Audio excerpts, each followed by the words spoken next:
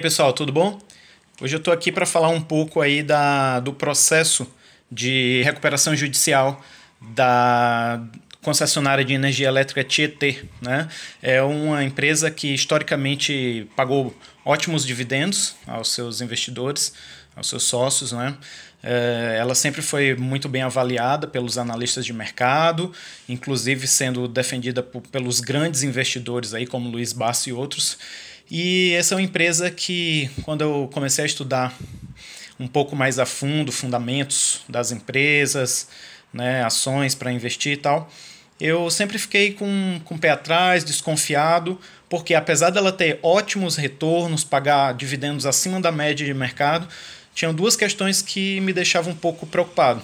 Uma delas era o alto endividamento. Ela tinha uma dívida, sempre teve, desde quando eu comecei a acompanhar, uma dívida muito alta, e isso era justificado pelos analistas de mercado como algo normal e controlado pelo fato de ser uma grande concessionária de energia elétrica que precisa se endividar muito por conta do valor de capex, de investimentos em grandes obras, né, hidroelétricas, linhas de transmissão, etc., e que é uma empresa fortemente geradora de caixa, o que não preocupava o mercado, esse alto endividamento dela.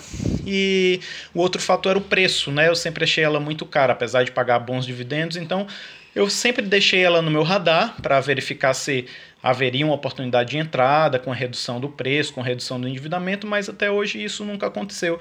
E aí, para minha surpresa, né, há 15 dias atrás, no dia 11 de novembro, a empresa entrou com um pedido de recuperação judicial.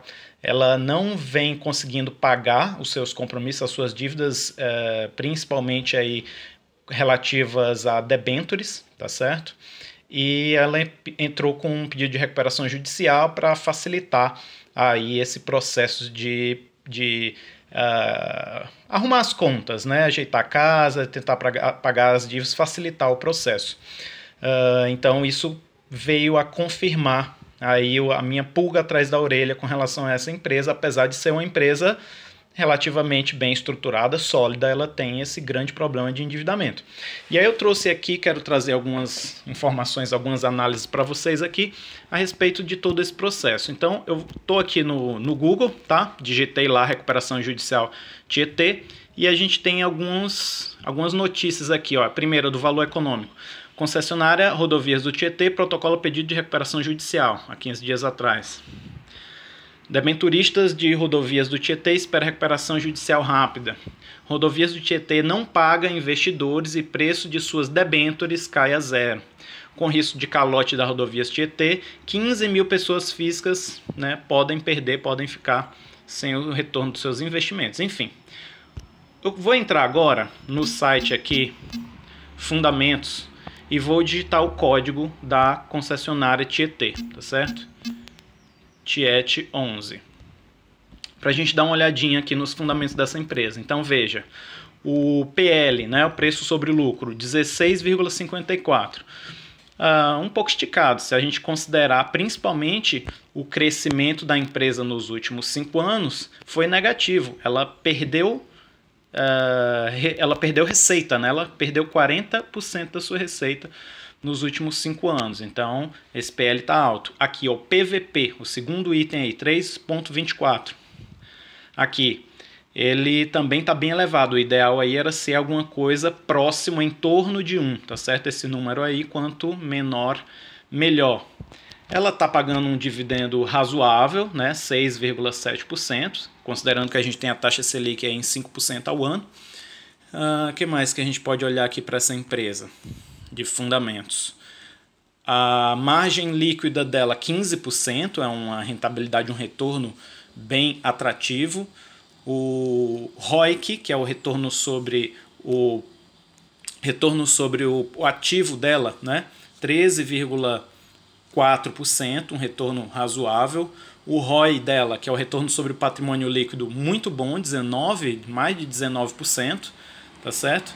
A liquidez corrente dessa empresa, 1,16, está ok. O esperado é que esse número seja em torno de 1, tá certo? E aqui o grande problema, a dívida sobre o patrimônio líquido, 2,76. Ou seja, o que esse número significa?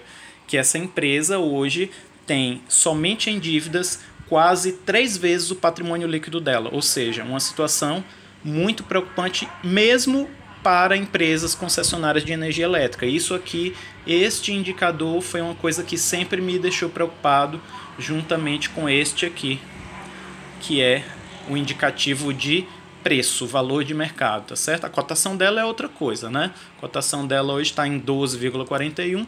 Se a gente olhar aqui para os retornos dela durante os anos aí, nesse ano de 2019 a gente vê que ela está com retorno de 32%, tá certo? Então assim, as pessoas parecem não enxergar esses indicadores do mercado, né? Não fazem análise. Então é o que eu costumo dizer para os meus clientes: olha, não fique caçando dicas, não fique atrás de dicas. Aprenda a fazer a sua análise, aprenda a verificar a situação financeira da empresa e aí, com base no que você lê de matéria, o que você vê por aí no mercado, fica muito mais fácil de você fazer uma análise comparativa e tomar suas próprias decisões. E aí, se você errar, se você tomar uma decisão errada, a culpa foi sua, a sua análise não foi apurada, tá certo? É bem mais justo do que você arriscar e investir numa coisa que você não tem a menor ideia do que está fazendo. Beleza, pessoal? É isso aí. Espero que tenham gostado. Um abraço, até mais.